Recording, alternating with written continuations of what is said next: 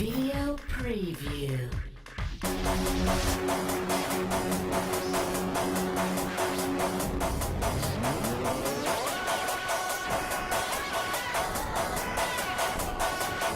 Hey everyone, Brian Ekberg here at ABC Studios here in downtown San Francisco, and we are checking out the game that's right behind me here in this lovely control room. It's Split Second from Disney Interactive Studios.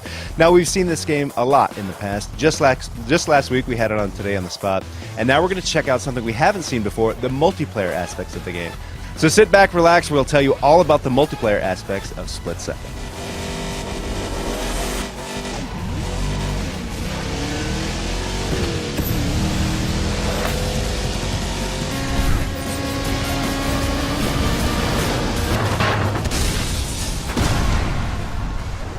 First, let's talk about the basics of Split Second. This is a huge racing game set in a reality show where everything explodes, and that's basically the entire point of the game. As you race around the tracks, you set off what are called power plays, which are basically events that happen on track, explosions, things sliding, falling, crashing, whatever they can do to screw up the other racers on the track.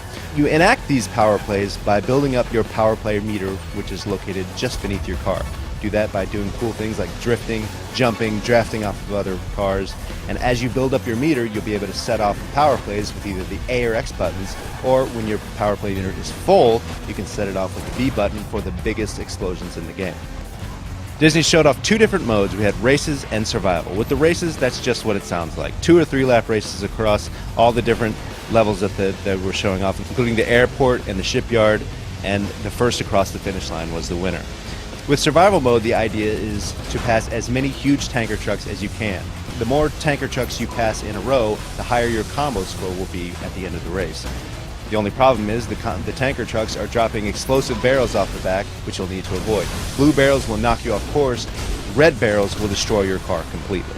The player who has passed the most trucks and has racked up the highest score at the end of the race is declared the winner. Now, power plays in multiplayer are incredibly important. Not only can you destroy other cars, but you can also set off route changes, which, just as they sound, change the route through the game. These come in 2 different flavors, just like regular power plays. You have the basic ones, which might earn you a second or 2, and you have huge route changes, which come with massive explosions and can be a huge benefit for you on the track. Of course, in order to set off a massive route change power play, you'll have to have your power play meter filled up. In between multiplayer races, you'll have an idea of how you stack up with the competition thanks to credits. These are basically championship points that you earn after each race. There's also a ranking system. If you do well in a race, your ranking will go down. The lower number is the better number. And if you screw up, the ranking will go back up. Basically, this is a shortcut to see how you stack up against your opponents online.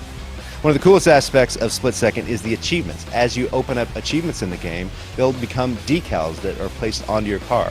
So people will be able to see exactly what you've done just by looking at your car at the beginning of the race. In Split Second, there are 3 different car classes. You have the sleek sports car class, which are incredibly fast but very susceptible to damage, are destroyed easily, and are easily swayed with power plays. You have the middle class, or sort of muscle cars. They're a little bit stronger than the sports car class, but also a little bit slower. And then finally you have trucks, which are incredibly strong, but also the slowest of the bunch. Depending on the course you're running, you want to choose your vehicle accordingly. Well, there you go. There's your look at some of the multiplayer aspects of Split Second. Of course, Disney hasn't played all of their cards. There's still more multiplayer and single-player modes to learn about. We'll be following all of that leading up to the game's May 18th release, so stick around for more Split Second.